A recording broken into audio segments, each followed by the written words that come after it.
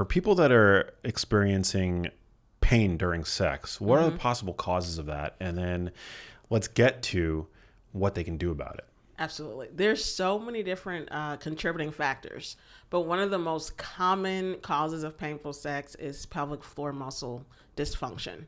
And so what that means is when we're having sex, there are certain muscles that surround the vagina. If we're talking about women and those who have a vagina, there's also muscles deeper into the pelvis that are going to need to expand and relax during penetration to allow sex to be comfortable and pleasurable for sure. Same thing for men. Men also have a pelvic floor. And so those muscles sit at the base of the pelvis. And if those muscles are too tight, if those muscles are guarding, meaning they don't know how to relax well, or they're uncoordinated. So pelvic floor muscle dysfunction also means that your muscles could be contracting when they're supposed to be letting go.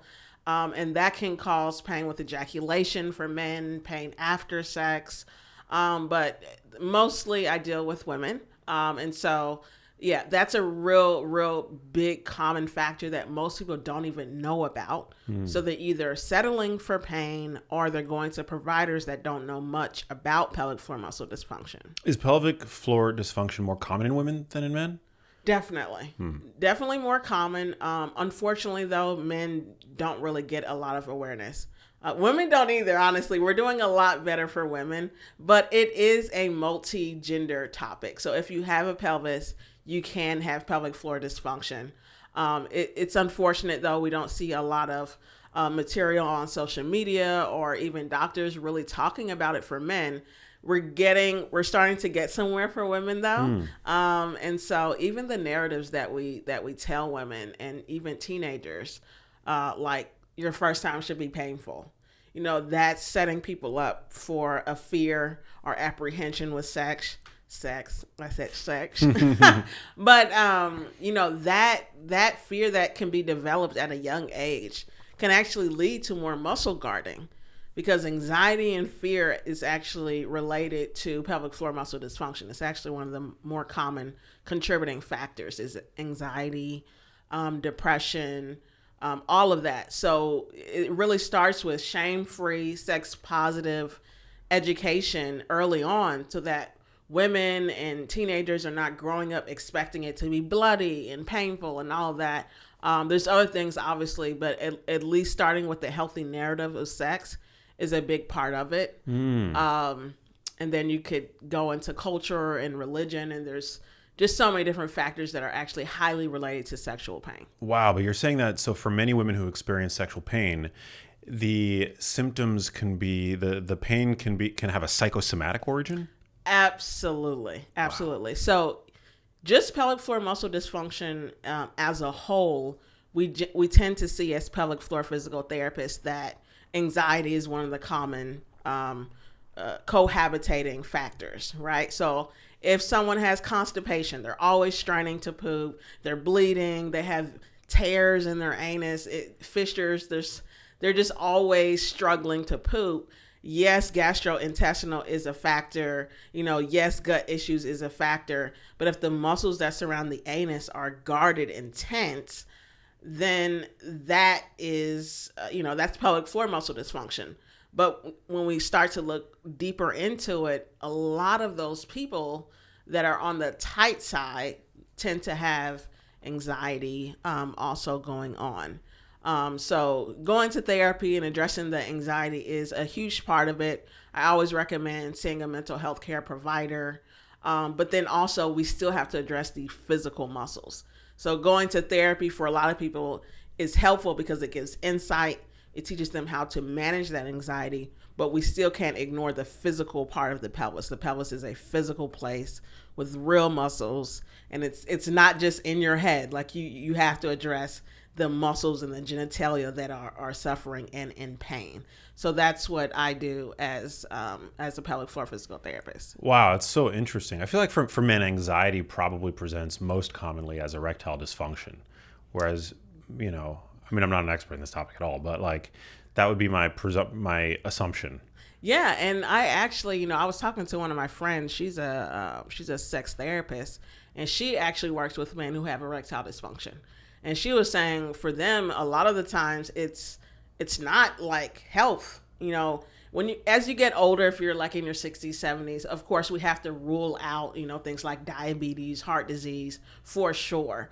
But for the younger population that's, presenting with erectile dysfunction, many of them, it is anxiety. So it goes both ways for all genders. Our mental health is so important for our sexual wellness. I mean, if you're depressed, if you're anxious, that is not going to tell your brain that you're looking for pleasure or that you want to play. It's going to try and get you out of that fight or flight mode. So you may be having that low libido, or maybe you're not feeling arousal or not feeling pleasure. And then, what I tend to focus on the most is when you're feeling pain. So all of the things in terms of discomfort with sex, some women have incontinence with sex, urinary leakage and other things. Lack of orgasming is also another issue that can happen if the pelvic floor is dysfunctional. So, hey, the pelvic floor is extremely important, especially for relationships, intimacy, and just pleasure overall. Yeah, I've always thought that a healthy libido, healthy sex life, if you're lucky enough to have a partner, is a good surrogate proxy marker for health, for general health. If you're horny, if you're happy, and if you're hungry, generally, odds are pretty good that you're in good shape. Yeah, and to me, I like to encourage people, especially if you grew up in a religious environment. So some women that we work with, actually, just being a religious woman, your chances of having sexual pain are higher. Why do you think that is? Oh, man, do we have time? Yes. There's so you grow up learning that sex shouldn't be happening at all if you're not married, right? In addition to that, you may feel sexual shame, not just from having sex, but from getting horny or wanting sex, which are very normal urges. Like we talked about, hunger. Sexual hunger essentially is your libido. And so that's actually a very healthy thing. But if you're learning to sort of downplay it, repress it, I often see also religious women that tend to have something called vaginismus. That's when intercourse is not possible at all. I've seen you talk about that a lot. Yeah, so that's actually so we do all remote coaching. Everything that we do for women that have sexual pain or vaginismus is through telehealth. And the women that we work with, many of them that have vaginismus are religious. Wow. Most of them. It doesn't mean that you have to be religious to have this condition. It can impact anyone. But what we're seeing is that if you grew up learning that sex is bad, that you should, try and pray away your libido, that you should never touch your clitoris, you should never look down, like there's no connection to that part of your body at all. And so they get married, and on their wedding night, sometimes the penis can't even get in at all, or it's excruciatingly painful. These muscles have been guarding tight. They've learned that part of their body is bad. They shouldn't get horny. I mean, there's so much to unlearn. And so we tend to go in helping them with relaxing those muscles down there, getting comfortable with those muscles, even using different tools like dilators or pelvic wands, which are clinical tools to help get tension out of the pelvic floor so that penetration is comfortable and then hopefully pleasurable after that. Wow. Now, are those muscles typically, for somebody with vaginismus, are they tight specifically in the context of sex? No. Or like even during gynecologic pelvic exams? That was a great question. So, and I like to say this, so vaginismus is even sexual pain. Vaginismus and sexual pain, I always say this, it's not a sex disorder. It's a pelvic dysfunction pattern that shows up in your sex life. So we have to zoom out and look more at the pelvis. So if someone has a tight pelvic floor or vaginismus, inserting a tampon can be impossible or extremely painful. And, people are seeing this and noticing this at the age of 12. But because they've been told that it's supposed to be tight down there, that's a good thing, they may put it off. Or maybe they tell their aunt or someone and they're like, oh, just, try a different angle. But there's just not enough awareness. So most people don't know the signs, right? If you can't get a tampon inside, that is most likely pelvic floor muscle dysfunction. Pelvic exams are usually extremely painful, excruciating, screaming. You have to get numbing cream and you're jumping off the table. Some people have to use a child-like speculum to even have like a pap smear. So it's not just sex. It's the health of the pelvic floor muscles that can show up when you want to have sex. And you can imagine the impact this is having on people's mental health, the way they view their bodies, their confidence levels.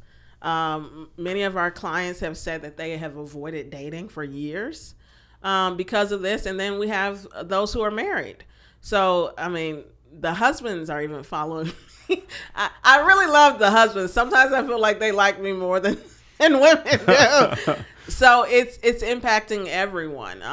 Men, women, families. Of course, people want to have kids and build their families. So it's very much so something that needs more awareness, and people need to know that there's help. So this is not something you have to live with. You can get help.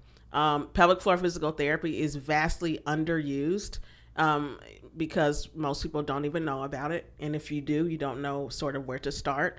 So yeah, that's my thing. Wow. What does the pain feel like? I mean, is it like a sharp stabbing pain? Is it ache? From what I have heard from our clients and patients is feels like a brick wall, like they're trying to force through something that is closed.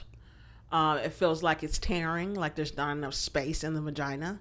Or sometimes people will say it feels like stabbing pain or burning pain. And none of this sounds like pleasurable sex. So these feelings and sensations are abnormal. And the vagina is elastic, right? So there's no circumstance where, I guess there could be objects that are too large, I suppose. But in general, I mean, like from my outside perspective, I mean, we always hear that the vagina is elastic. That's like one of the primary functions of the organ is to be able to expand enough to allow a baby to pass through it. Right. And that is correct. And the vagina is just a thin vaginal wall of muscle. But surrounding that vaginal wall are the pelvic floor muscles, and you have layers to the pelvic floor. So you have a superficial layer with like sphincters, so these round muscles that surround the urethra, the vagina, and the anus.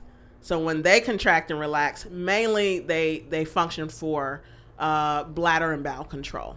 But we also have a sphincter around the vagina. When that contracts, that's usually to stop something from getting in or to help you not pee your pants.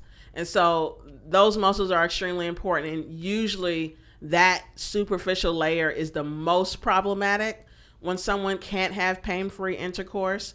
But even the other layers can be dysfunctional as well. We see a lot of women that work with us who say they can't do doggy style. And I'm like, oh, dang, this sucks. It's one of the funnest positions.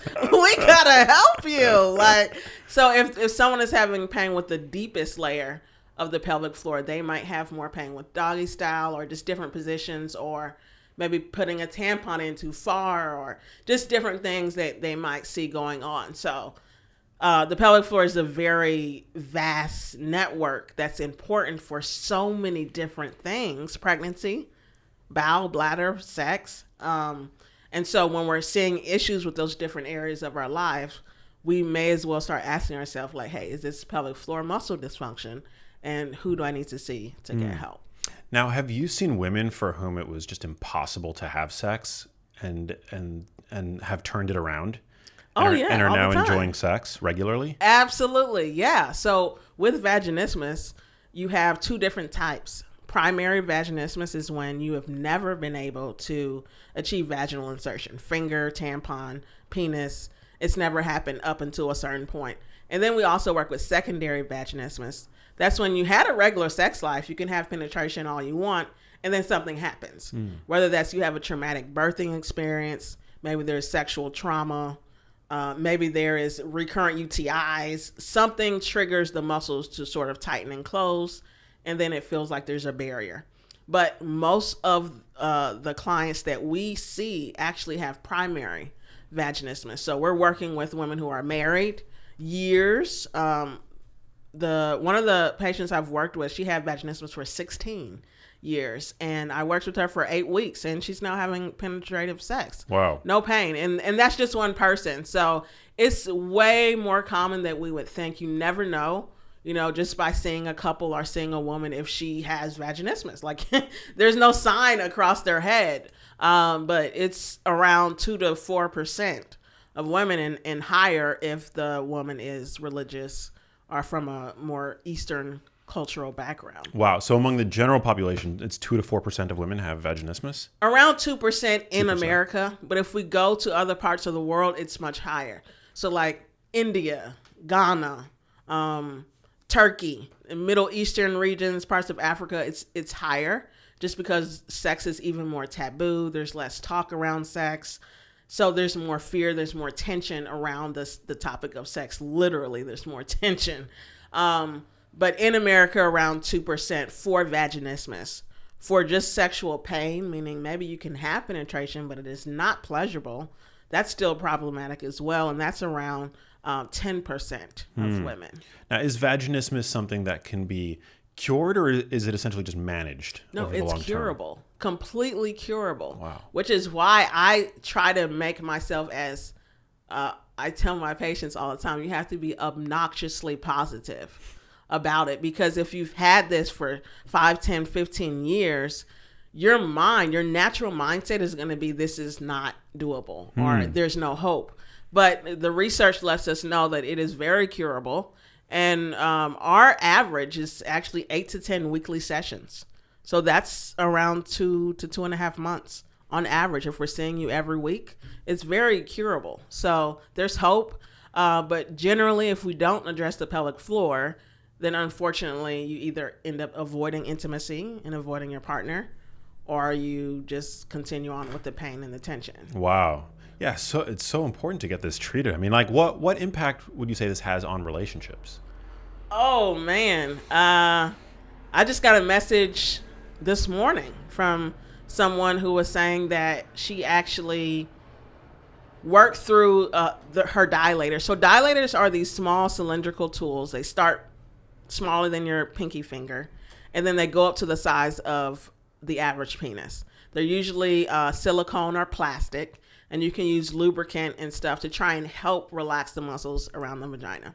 So that's one of the things we actually do with our clients, is teach them how to correctly use their dilators. But I was talking to someone on Instagram. She sent me a message and she said, I finished my dilator set last year, Janelle, and I was excited to try and have sex with my husband, but it was still painful. And I hadn't heard from her since last year. And she told me he still ended up leaving.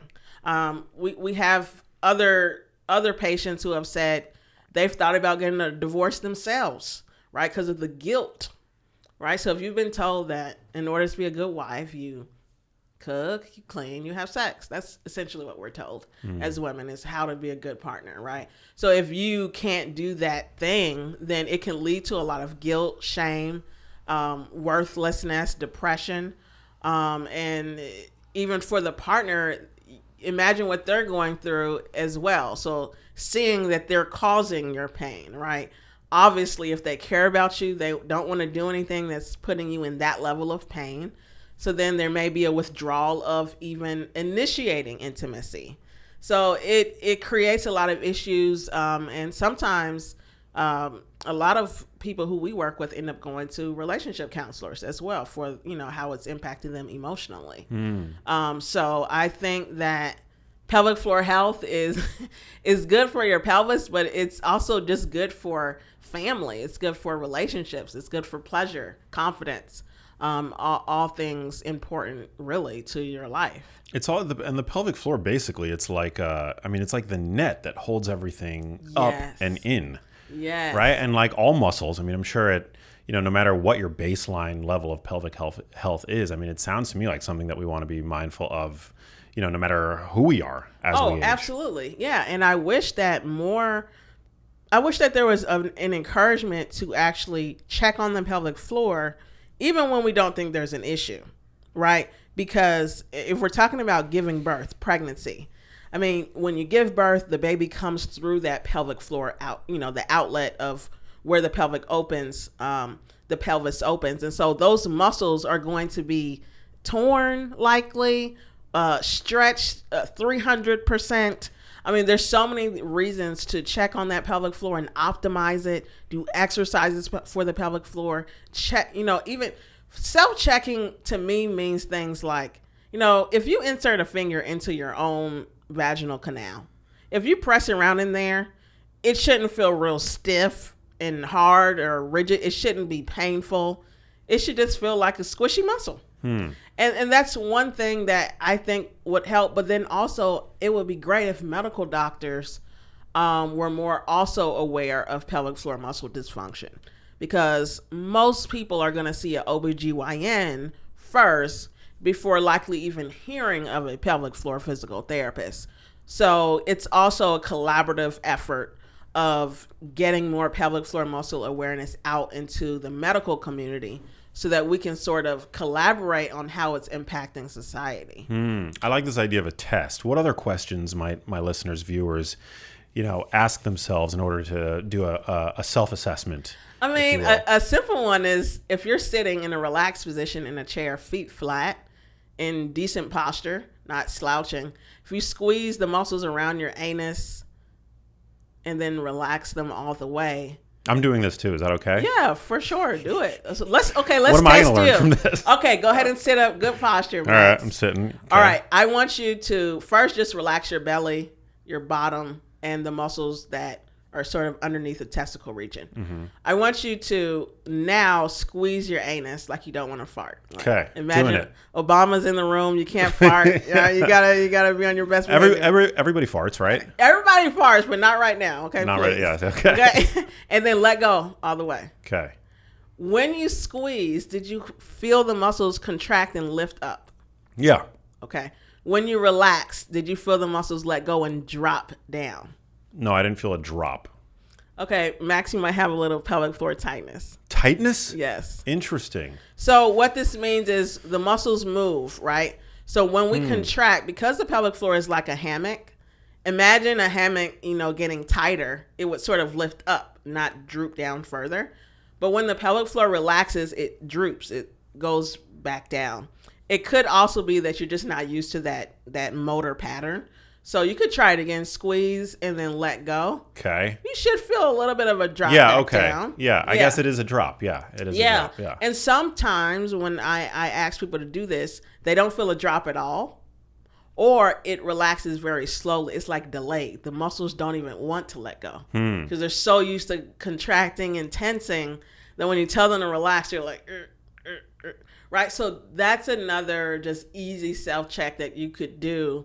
That would give you some awareness of your pelvic floor muscles, even orgasming. Like a common one that we see is that so I'm going to talk about pelvic floor tightness because that's my thing. That's your thing, yeah. So women that we work with, their pelvic floor is too tight. When they are trying to orgasm, some of them can't orgasm at all because the muscles are not able to contract because they're so tense, they can't move. Or they have to clench their whole body super duper tight in order to orgasm. And I'm talking about rigor mortis, they're just they have to squeeze their legs together. They have to clench their butt. They have to tense their whole body. And what we're seeing is that because the pelvic floor muscles can't move to help trigger that orgasm, they have to call in other muscles to create muscle movement inside of the pelvic floor. So now they're clenching the adductors, which are the inner thigh muscles, the butt muscles, and they're sort of holding everything together to try and help them orgasm. That is a sign that if you can only orgasm that way, some people do that and they've sort of found that just helps them get there easier. I think that's a little different. But many of our clients that are holding too much tension in the pelvic floor, they have to squeeze so tight to orgasm. And generally, if the pelvic floor is too tight, that could be part of why that's happening. So we want to do some exercise to release those muscles, sometimes some internal strategies. So we teach our clients how to use the different tools I talked to you about, dilators, pelvic wands, sometimes even their own finger, right? Because most of us have fingers, right? Most of us, yeah. So releasing those muscles, relaxing them so that they can contract. those muscles are working so closely with the clitoris. So we want to make sure that they're able to squeeze and also let go to help sustain and initiate the orgasm. Doesn't making a muscle stronger, though, make it tighter or no? Yeah, which is why we don't strengthen first thing if someone's too tight. We just want to loosen things up. We want to get the mobility back. So it's like, imagine if someone's hand has been held in a fist for 3 years straight.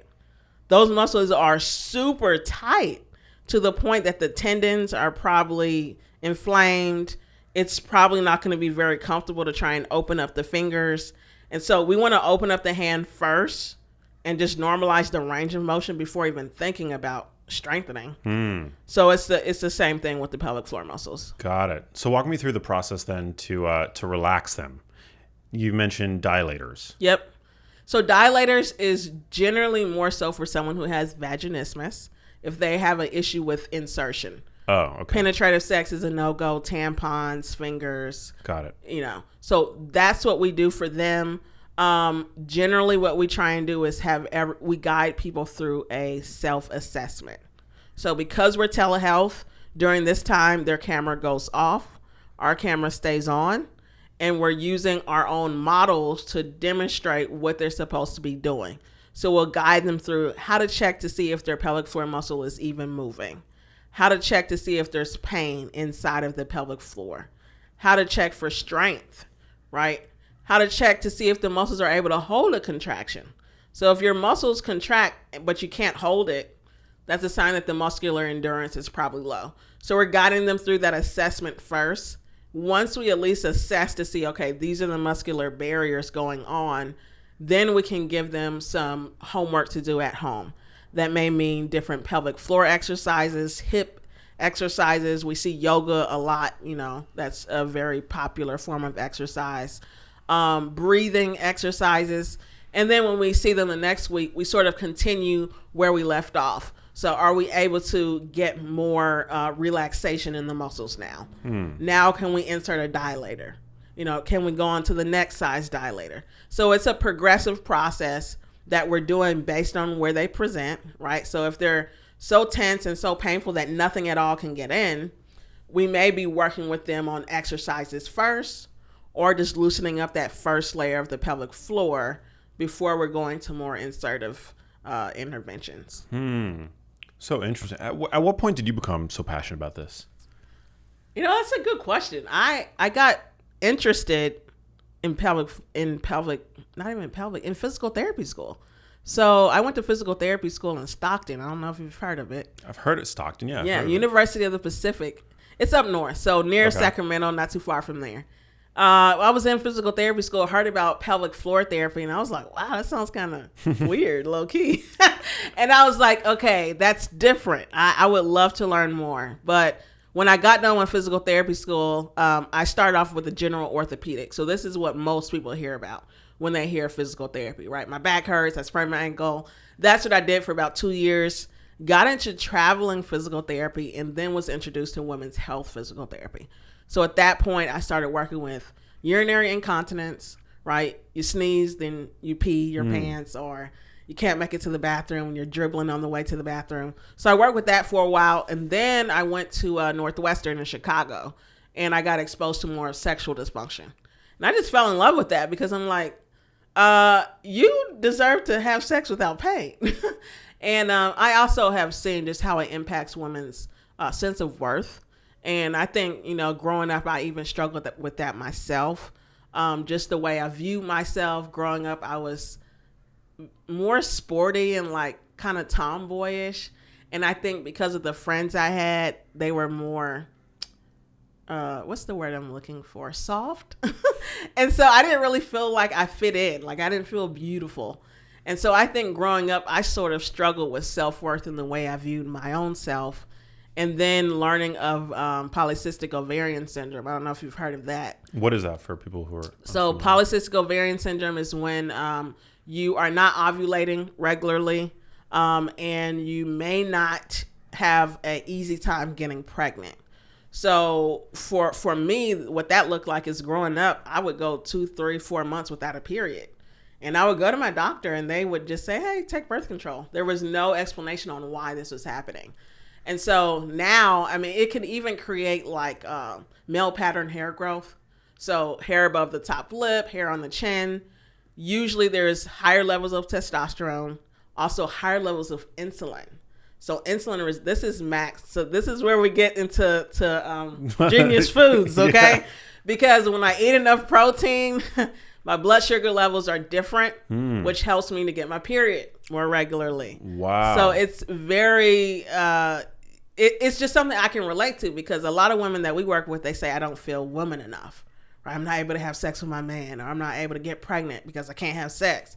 So I can relate to them, and I don't want women to go through life feeling unworthy. And so that is where I've developed a lot of the passion, just helping women to feel beautiful, whole, worthy, and healthy. So important.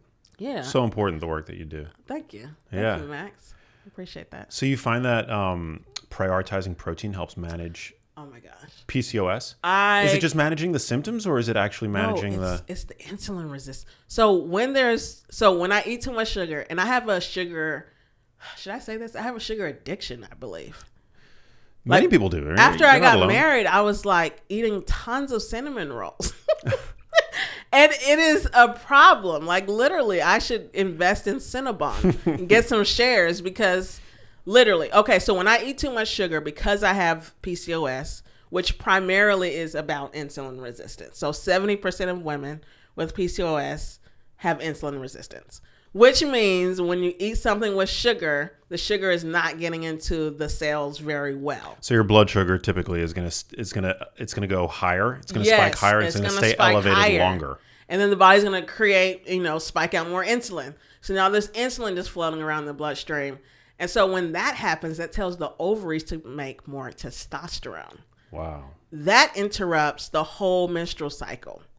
Lack of ovulation, maybe I'm having more acne, maybe I'm seeing more of the stubbles on my chin, whatever. And, 50% of women with PCOS actually go on to develop diabetes. So it's very much related to sugar. In February, I went to Kenya, and I read some article. I know you're not going to like this, Max, but I read this article. Please don't stone me. It talked about the relationship between women who are trying to get pregnant and ovulate, and their diets. And they compared women who eat meat, and women who don't eat meat. No, it's okay. And so what they found was that the women who got their protein from plant-based sources, it's not that they weren't eating protein. They were getting their protein from like legumes, beans, tofu, so that sort of thing. They had higher chances of ovulating. So when I was in Kenya, they serve a lot of like beans and legumes and spices and chili. So I don't know why I was inspired to give up meat. Well, I also stopped eating sugar while I was out there. For the first time in my life, I actually had like a normal 30-day menstrual cycle. Wow. And I know there's more to it. I'm not encouraging anyone to just give up meat right now. But I am thinking that sugar and how your body is processing just different types of protein. I'm not sure.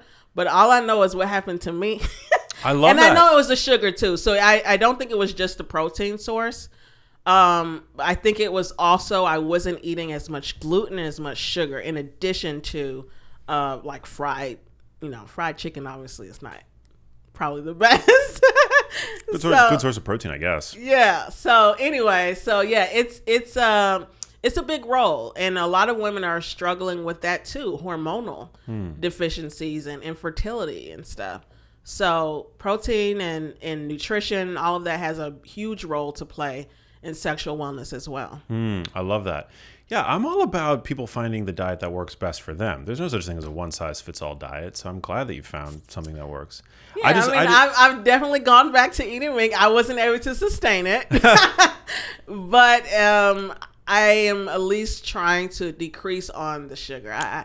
I want to get over that. So help me. Can you speculate? Like, did they? I haven't read the paper, but did they think that there was something intrinsic to the meat, or was it the fact that plant-based protein? I mean, one of the big things about plant-based protein is that it usually rides alongside fiber, which we know is really important for regulating blood sugar. So it's like it might not have been the exclusion of the meat that caused the benefit seen, but instead the increased fiber. Yeah. More. I think that's an interesting thing to bring up. I'm also wondering, though, if some of the types of meat that we're eating, especially in America, if they're injecting different hormones and synthetics and chemicals into the meat that may be estrogen disruptors or hormone disruptors. So I'm not sure exactly on the source of the meat, because I would assume there's good quality chicken, and then there's chicken that's injected with a tons of crap. And so that could be part of that. And then, like you said, fiber and helping with the gut and the different antioxidants that are found in plants maybe also contributed to There's also like a hormone regulating effect of fiber. I don't know how that would affect PCOS, but I know that, dietary fiber is associated with reduced risk for certain estrogen sensitive, like breast tumors and things like that. Right. So I think there's a lot of pros for plant-based protein. But the empowering message is like you were able to manage it with your diet, which is like if you for 1 month. Well, really about 2 to 3, but after that, I don't know what happened. I just I caved, and I'm back to sort of normal. My normal, still better than usual, but not able to maintain that. But it just goes to show that you don't have to only rely on medication. I think a lot of times we're told that all we can do is take this pill as women, especially with like sexual, hormonal, pelvic things. It's like take birth control or take estrogen.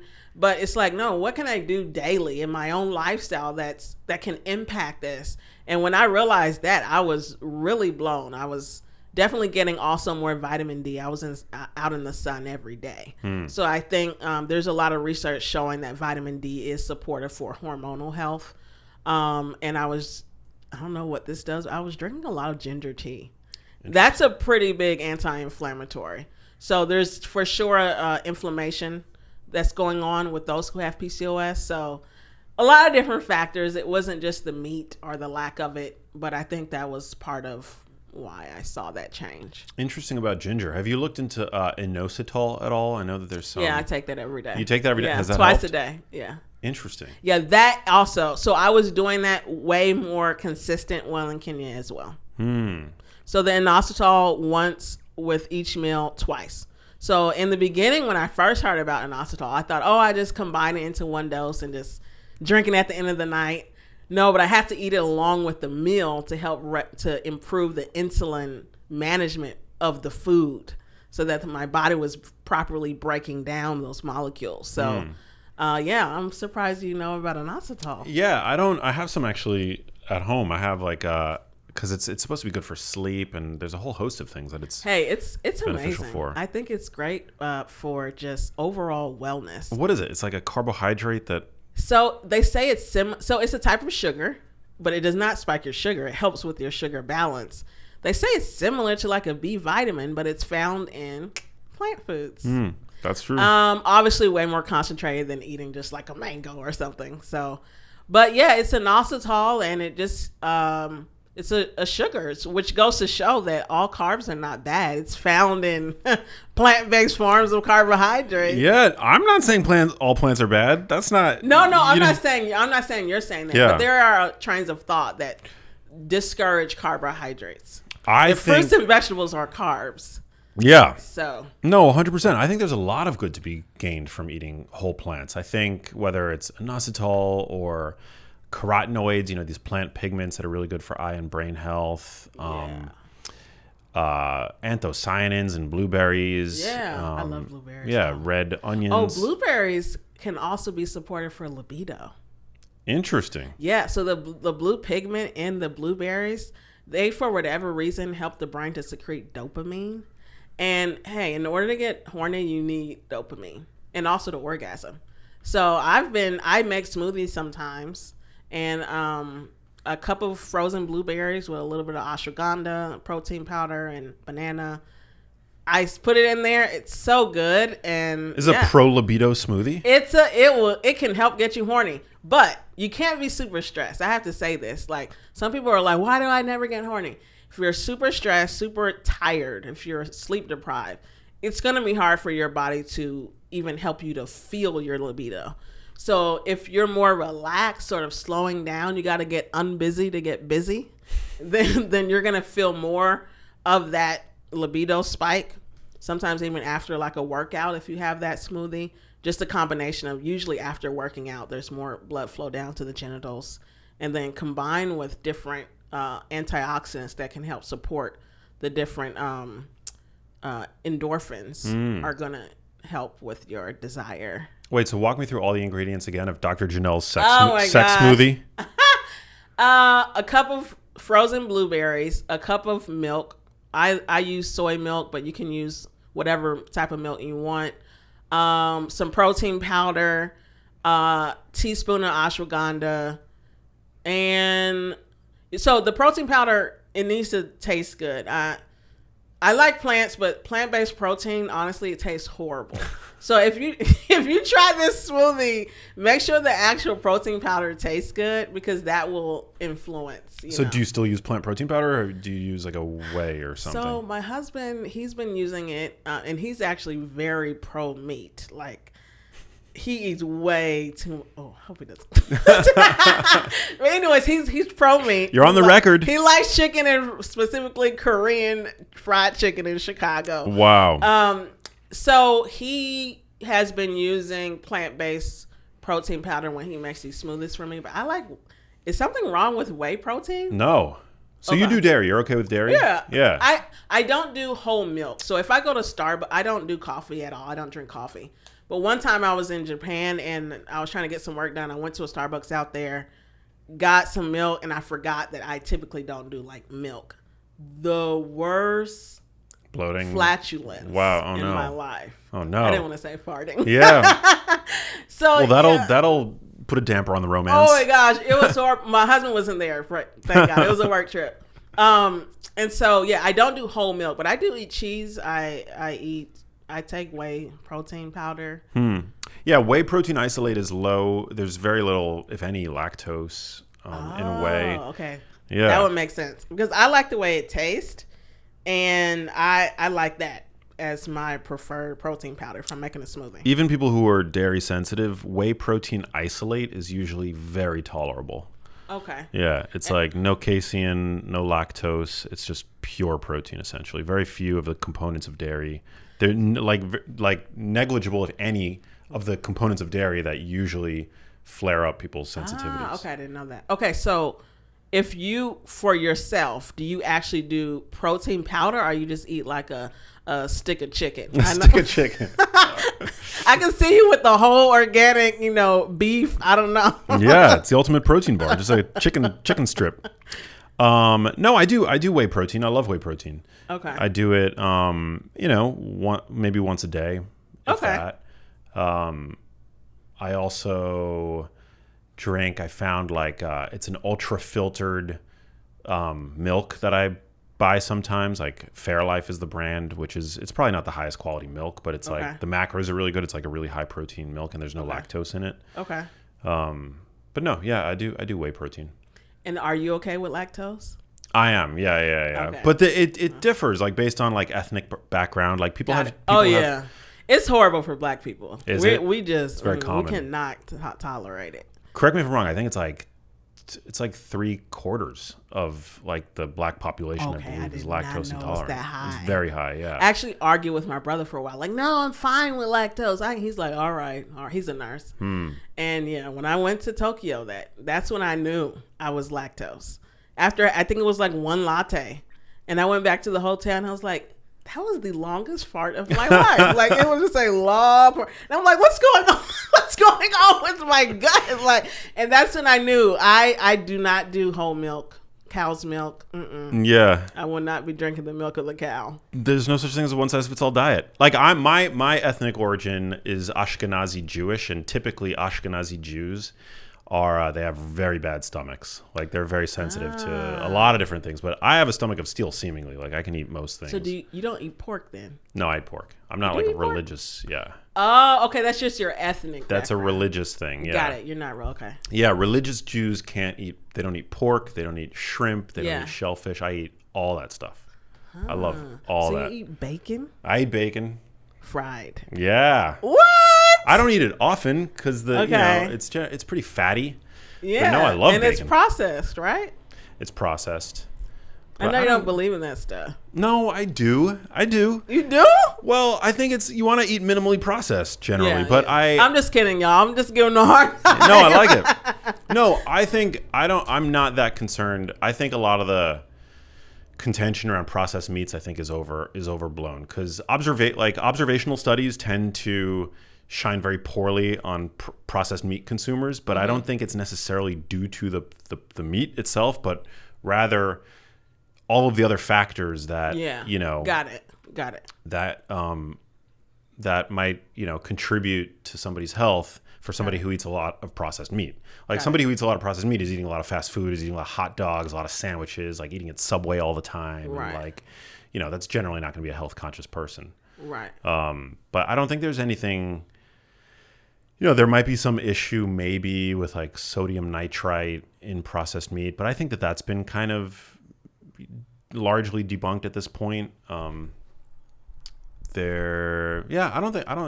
eat cold cuts on occasion. I have no concern with the occasional like processed meat consumption. Okay.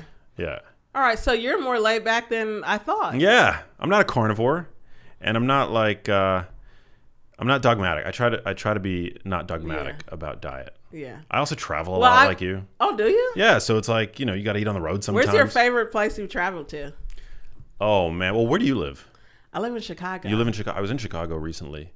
I like Miami a lot. Really? Spend time in Miami? The weather in Miami is amazing. Yeah. I've been spending a lot of time in Vegas because my family just moved there. Oh, really? Yeah, I like the shopping in Vegas. Yeah, Vegas is cool. They'll take all your money. Yes, for sure. Stay away from the Strip. Oh, yeah, and that's where the shopping is. Yeah. So. What about you? Oh, man. My favorite place, Bali. Bali. I've never been. You should go. Yeah? I think you'd love it out there. That's a sexy part of the world. Yeah, and I went solo. You went solo? Yeah, I went solo by myself. I was very burnt out last year in my career. Just tight. This is before I actually hired other pelvic floor therapists to come and work with me. I was just doing everything myself. Social media, working with clients, managing emails. I mean, I just felt very overwhelmed. Successful from like general standpoint. Like I think my business was doing okay and probably good, but I just didn't feel good in me. So yeah, I booked a last minute ticket to wow to Bali by myself. My now husband, he's in law school, so he wasn't able to come, but I had a great time. Was it for a retreat or was it just like? It was to get away. It was to get a break, to get away, to breathe. And I really enjoyed it. It was awesome. That's so cool. Can't wait to go back. There's like a lot of yoga retreats that happen there. Totally, yeah. They're known a lot for their yoga retreats. India should be more known for that, but interesting. Do you get to travel a lot? Yeah. A little. I'm trying to do a little bit less now. I just got married 3 months ago. Congrats. Thank you. Yeah, so I'm like, maybe I should, not be gone all the time. And do you work with your husband? Yeah, so he actually does like the business strategy and like helping me with making sure I have contracts for things, and he's into the legal business infrastructure. So before I actually quit my job in Chicago working for the hospital there, I tried to tell my parents like, hey, I want to go independent. Like I want to work for myself. They were like, what? How are you going to get insurance? And like, are you sure? And I was like, I've been doing good, just doing it on the side, just from Instagram alone. And the classes I was teaching, they just weren't very for it. And my now husband, he was my boyfriend then, he was like, oh, maybe your parents don't understand. Like they don't get like this is the better option, the best option. He called like this family meeting, did like an Excel spreadsheet, and he actually made a business plan for me. Wow. And he showed it to my parents, and after the meeting, my dad was like, Janelle, sometimes you just have to have faith. You know, you just got to go out there on faith. So, yeah, my husband, he did a degree in like business and then now he's in law school. So, that's his thing. Yeah, I feel like you're an obvious teacher. You're so good at what you do. You're so good at like explaining these concepts, and your content is so fun. You know, it's like it's equal parts provocative and informational. Like I know whenever I open up Instagram, like if it's your content that pops up, it's always like some like vulva or something, and I'm like, you know what? I careful. usually do that, right? The pelvic models and stuff. I'm wondering if I should calm down on that though, because I feel like last year I grew a ton. I think right now I'm sitting at 238,000 on Instagram, but last year I was like constantly growing. This year it's like just kind of leveling out, and I think it's because the models, a lot of what I used to teach is maybe too provocative for some people. I'm not trying to be like sexually provocative. I'm trying to be educational, of course, for female anatomy, you know? So it's interesting that you say that you actually like that, because I'm wondering like, hey, are some people uncomfortable with seeing the human body? Well, I think some of these educational loopholes, like in the in the policies of these social media platforms, have been co-opted by like OnlyFans creators. And so, you know, what was once fair game for the use of public education, like showing a vulva, for example. Like I've seen a lot of just on my Explore page, they've popped up. It's not like I'm actually going looking for this stuff, but like, you know, breastfeeding is something that's long been like to show on social media. But now you see a lot of these like OnlyFans creators that are like using that loophole to attract subscribers. Yeah. You know? Yeah. So it's an interesting platform. I'm glad that I have my podcast as well. And I'm just trying to figure out the best way to reach those who are looking for me, you know, whether it's Instagram, podcasts. I think I'm at like this crossroads of like, what's the best way, you know? And I don't know. I can't dance on Instagram every day. Are you on TikTok too? I have an Instagram. I mean, I have a TikTok platform, but I don't do well with trying to post on several platforms at once. Yeah, it's so I have 100,000 followers over there, but I'm not regular. So that's an area I could definitely grow in terms of being more consistent. Yeah. But yeah, maybe I need to do more of what you're doing, like podcasting. I mean, and then your posts are very educational and tend to be in like carousel posts. Yeah. Or it's not even a carousel. It's just like a sentence. Like, hey, I want to let you know that two eggs is not enough for your protein in the morning. And it's like, it gets the point across. You're here to educate on nutrition, protein, and also be a little bit provocative. Yeah. Well, sometimes you got to piss some people off. It didn't even piss me off. I just saw it and I was like, oh, thanks for that reminder. That post pissed off some people, believe it or really? not. Yeah. That's so interesting. Yeah, I saw someone in the comments saying you focus too much on protein. I'm like, that's him. Like, that's just... Yeah, but also the RDA, like, if I'm not, like, what else should I be focusing on? Like, I'm a nutrition communicator, science communicator, you know? Right. Like, most people underconsume protein. The RDA for protein is, you know, hasn't been updated in decades, and it's insufficient, I think, for most people's needs, especially today, where we see rampant rates of obesity. So I think it's a you know, I mean, yeah. Of all the things that I could focus on, I think it is a worthy thing to focus on. And I think also it's not like you're only saying like, hey, eat some steak today. Right. To me, it's pretty balanced. Like, you talk about other foods that should be consumed as well. I mean, even with your book, on the front, there's there's veggies, there's beans. Oh, exactly. There's other things. So I think like, I like it, but I can see how some people could get pissed off. Well, but I don't know. I've heard you should actually piss some people off with what you say, and then you should, because some people are gonna love it. Like, your people are gonna love that. Well, the only way to appease everybody is by not saying anything of any real value, you know? Right. And I think today, especially, like, everything's become so polarized. And then you take a field like nutrition where there's so much tribalism. I don't know if you see this in your world. like in the world of physical therapy.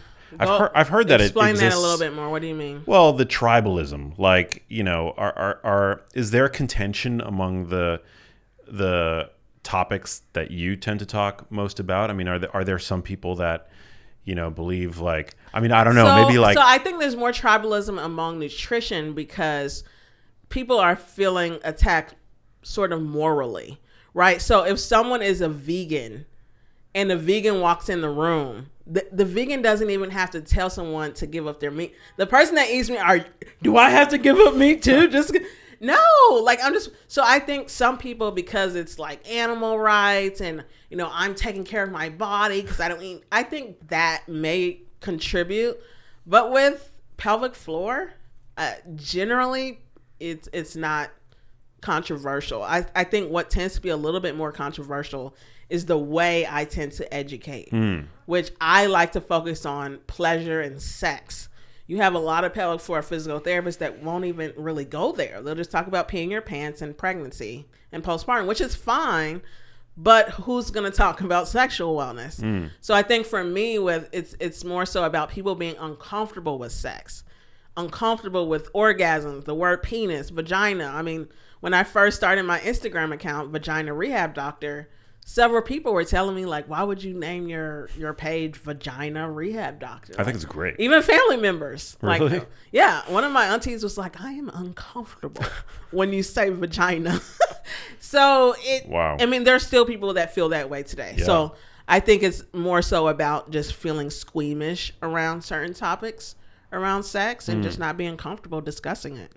But even, you know, among the world, in the world of fitness, there's this tug of war, this constant tug of war between like evidence-based fitness and bro science. You know, like there's this like friction between what does the data say about how to optimize for muscle growth and strength, yada yada, versus like, okay, well, we've had, you know, evidence-based fitness only goes back a couple of decades, and people have been bodybuilding and strength training for you know, way longer than that. So what is the argument there for bro There's just science? different, well, I mean, some people are, just as an example, you know, some believe that every lift should be taken through a full range of motion. Others now are kind of emphasizing the value of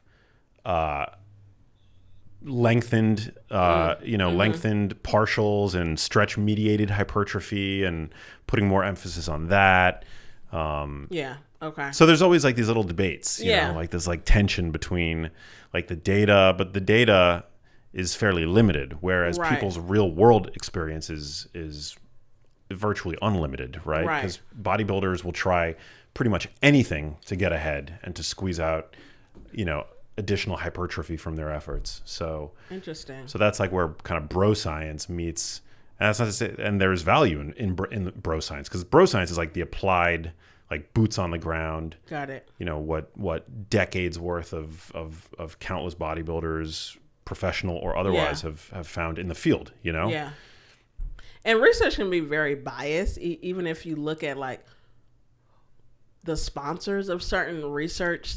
Usually the people who are paying for that research study, there's some connection to what they're looking to find. Yeah. And sometimes even just the sample sizes. I mean, there's so many different potential issues with research. I think evidence-based is great, right? It's great to have science, but I would say it's important to be evidence-based, but not evidence-bound.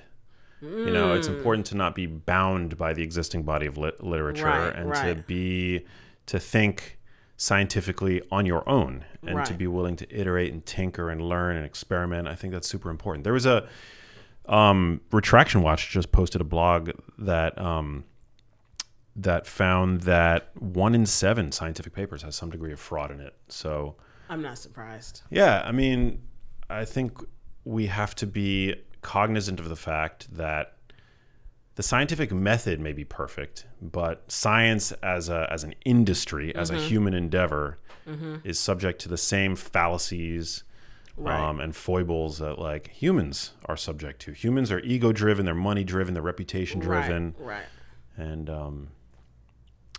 And yeah, it's a problem, you know? I'd agree. Yeah. So what are some other things that women should do listening to this to enhance their pleasure from sex? Talk. So a lot of women do not orgasm during sex. We already talked about how pelvic floor can be related to that. So I feel good knowing that we've addressed that. So sometimes it's not that you need a new sex toy, or it's not that you need to talk to your partner, but the muscles need to get some help. So we've addressed that. Pelvic floor therapy can help. And I talk more about that on my Instagram page. But having a conversation. So I don't like to be like someone who shames men, but I know you're a man. But I think a good percentage of men are going to do what you allow them to do, right? Especially when society typically caters to men when it comes to sex. So just based on anatomy alone, penetration is primarily going to benefit the man. Okay, the woman is usually not going to orgasm just from penetration. Because they need clitoral stimulation as well, right? I am so proud of you. Yeah. You know what I'm saying?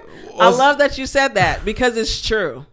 And, but if you do not tell your partner, like, hey, and outside of the bedroom, please don't have this. If you try and like tell your partner what to do while they're having sex with you, it probably won't go over that well because humans are defensive, right? So they're going to feel attacked.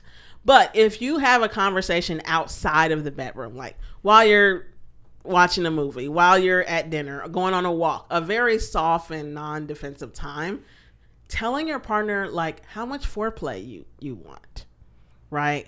Hey, I really like when you do so-and-so. I wish you would do that a little bit more. That's going to be, helpful for both of you because now your partner knows what you enjoy. And now you're more than likely to actually get what you need. So I think communication is extremely important. And then also just being willing to advocate for yourself and know that, sex is not about one person, right? It should be two people consensually enjoying a comfortable, at minimum, and hopefully pleasurable experience. And so, yeah, that is huge. I also think being open to trying new things. A lot of men are opposed to a woman using a sex toy. On them?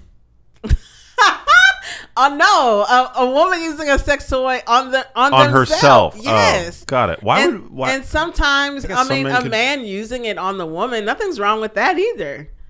Like my husband actually introduced me to a sex toy. Yeah. And initially I was like, nah, I don't need no sex toy. And then when I tried it, I was like, oh. Why do you think most men are reluctant? They're intimidated. They feel maybe? Like they're in competition with the sex toy. Oh. So yeah, I posted about this just I think maybe a week ago, and it was actually a repost. And it said your penis is actually not essential to her orgasm. But I mean that's kind of harsh, but it's somewhat true.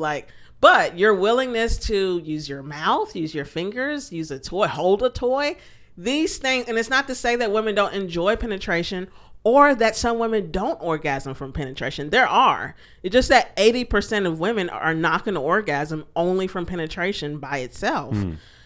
So I think being open to trying new things, trying new toys, having those conversations, letting them know that like, hey, the toy is kind of on your team.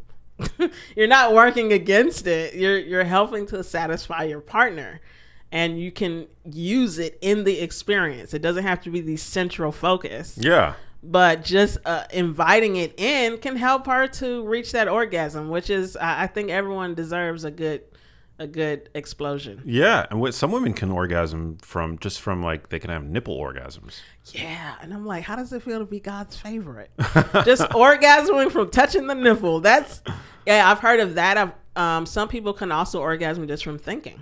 Wow. About certain things. So it's possible. It's just, most of the time, yeah, we're not going to sit there and try and create the orgasm just from that. No. Right? So just increasing the likelihood of both people enjoying themselves. I don't understand why guys would feel like they're in competition with a toy. Like, come on, fellas. It's so common. Talk to your friends. Have some confidence. I think you should do a poll. Like, ask your friends. Yeah. How do you feel about your woman going out and getting a sex toy? And probably 50% of them or more will be like, heck no, I can do this. Meanwhile, she's probably faking her orgasm or pulling out a toy after you're done or just not getting there at all. I would feel like, look, if I'm in the room where it's happening, like, I'm just happy to be there. Like, you can do whatever the hell you want, you know? Yeah. And I think we should... And I'll help. I'll just be there. Like, that's how I feel. And I think people... So I think it may come down to... Like, I'm happy to be here, easy to work with. That's like one of the cardinal rules. I wish more people... I wish more people had that mindset. I think it may go back to just your overall sense of self and confidence. So if you're insecure in yourself as a man, it may follow you into your sex life. Does size matter? To some women, yeah. But I also think that it can be overestimated, especially because the vagina unaroused 2 to 3 inches. Okay. When we get aroused, it's double. 5 to 6, maybe 7.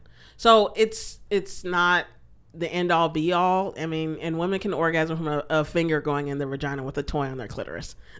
So I mean, if a finger is able to get someone there, it's like, it's the way that you obviously use it. Are you stimulating different erogenous zones? There's so many different areas, right? It's not just the clitoris. It's not just the vagina, right? There's the different parts of the clitoris, right? The legs of the clitoris are actually on the sides of the vaginal opening.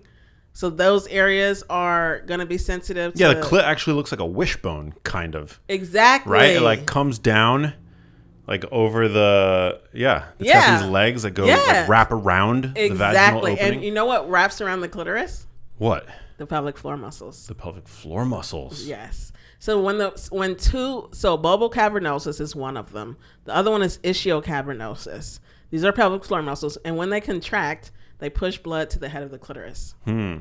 So that is another reason why, if the pelvic floor is weak, tight, in pain, that could be preventing arousal, orgasm, libido, or it could just be making it painful because they're too stiff and contracted. So that was a little bit of a pelvic floor commercial again. Well, is there a daily routine? Like, is there a daily, many of my listeners obviously have workout routines. We all have morning routines. Is there something that listeners can adopt to help strengthen on a daily basis their pelvic floor muscles, or maybe even help to better relax them, like something to do every day? Yeah. So pelvic floor exercises, you don't have to do a ton of them to get a result. So even if you were to choose 4 exercises and do them for 10 to 15 minutes, even 4 times a week, in the morning or in the evening, or whenever you can consistently do them, it doesn't really matter the time, that can be helpful. Different exercises like child's pose, happy baby, cat cow, things that are moving the spine, the hips, those things are going to help in addition to diaphragmatic breathing. So when you're inhaling, the size of your rib and your belly should actually be expanding outward as opposed to like breathing into your chest. So when people breathe in, if they're breathing like this, their chest is doing most of the work and their diaphragm is not really doing much. So your belly should actually be relaxing when breathing in. And I've seen women who just start relaxing their belly and not sucking in all the time improve their bladder control and sexual function just from relaxing that. So your pelvic floor is going to work very closely with your diaphragm. So by improving breathing, your rib cage, just the relaxation of the abdominal wall, that can do a lot for the pelvic floor in addition to other common pelvic floor exercises. Wow, just breathing properly. Breathing is half the battle. Wow. Even for pain. Like, that's a big strategy that we use, is teaching the different types of ways you can breathe when you're in pain or when you're using a dilator. Can do a lot for the nervous system and do a lot to actually open the pelvic floor. That's so interesting. Yeah. I find that when I'm in the gym and I do the hip adduction machine, it really helps to strengthen everything that's going on down there. Oh yeah. So adductors is a co-contractor for pelvic floor. So if your adductors are contracting, pelvic floor is getting a workout just by default. Wow. You don't have to be Kegling to actually, be strengthening the pelvic floor. In the same vein, a lot of women who have sexual pain, vaginismus, a tight pelvic floor, tend to have a lot of tension and pain in the inner thigh muscles, which is the adductors. So they tend to mirror each other. So if you're looking to strengthen, doing those adductor exercises like you just talked about can do a lot. Even glutes, super important.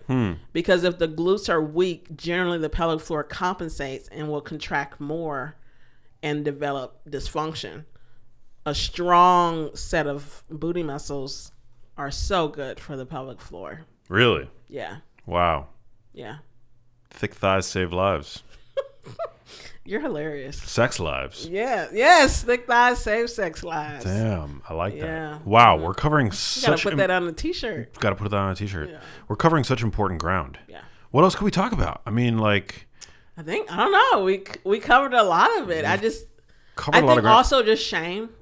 A lot of women that have pelvic floor dysfunction struggle with a sense of shame. Like they're embarrassed. They don't want to tell anyone. I just want women to know that you're normal. Pelvic floor dysfunction is obviously not something we should accept or normalize, but you as a person, you're normal. There's nothing to be ashamed about.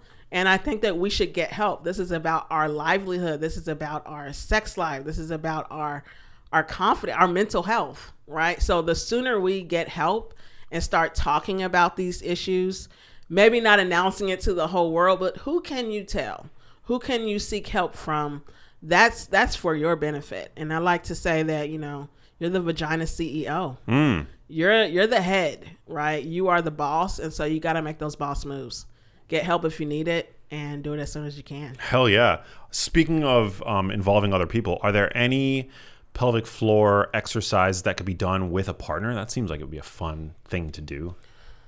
Oh, that's a good one. Well, men, any pelvic floor exercise you do, they see you doing that, they're going to want to participate. But I think one exercise that could be done together would be literally just helping to move into more range of motion. So there's only so much that you can do alone. Sometimes just having a partner to sort of push your legs back further to get more of a stretch can be very helpful.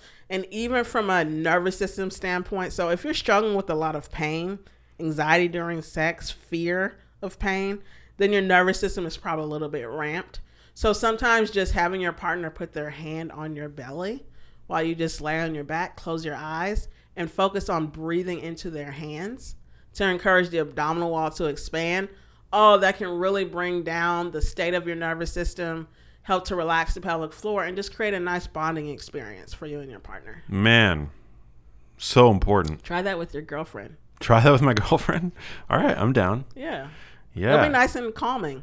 Well, sex is important. Yeah. And, and I really feel for women who struggle to achieve, to have healthy sex life. Like, I think it's one of the things that make life great is to be able to have good sex. Yeah, it's what makes life. It's what makes life, literally. Yeah. I appreciate you for expanding your platform to include this topic and just inviting me to be on. I remember when I first started following you.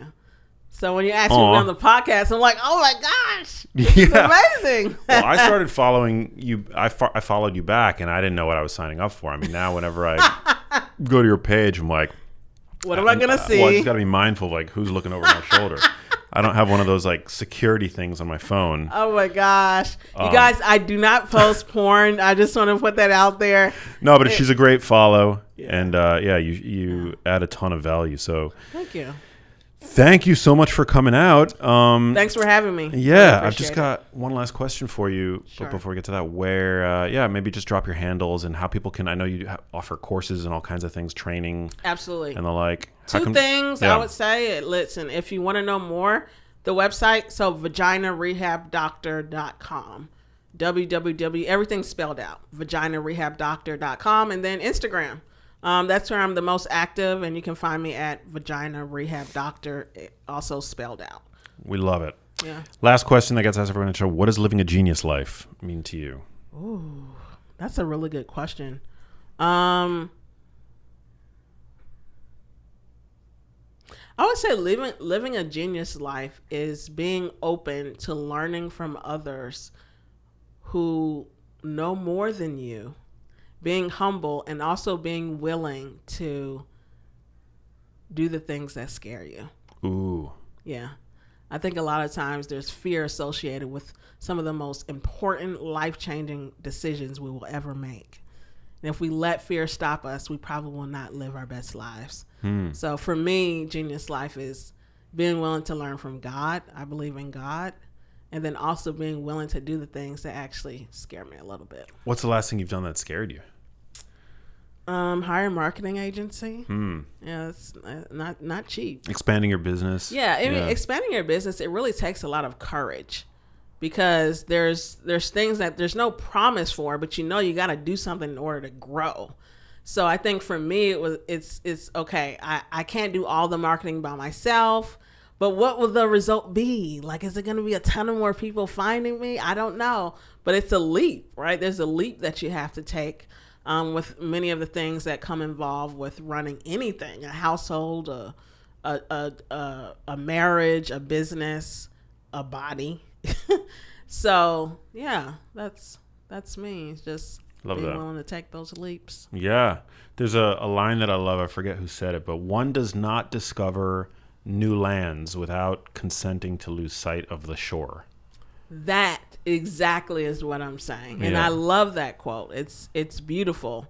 It's like, because we talk a lot about like that next level, right? Everyone usually is pursuing something next, but also where we are is usually sort of comfortable. So you have to sort of do what's necessary to get help so you can take that next leap. Right? Yeah. Amen. Well, thanks, Dr. Janelle, for coming out. Hey, if you liked that video, you need to check out this one here, and I'll see you there.